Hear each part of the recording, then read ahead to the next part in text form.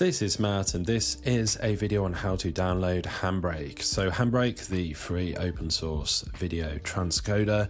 I'm right here on the downloads page. You can find it at handbrake.fr/downloads.php.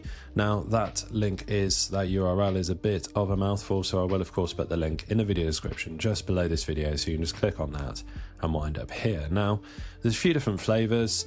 We have the Linux version, we have Windows version, and a Mac OS version as well. So depending on what operating system you're on and which version you actually want. Now I do have a Mac, so I would go for this universal version right here. If you're on Windows, there's a zip version and a execute file as well, an exe installer. So plenty of options here. They've got the 64-bit version here as well.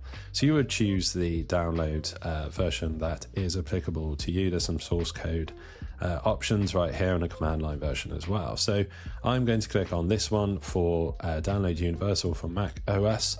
And just like that, we see that it automatically downloads. You see the icon just flew up there.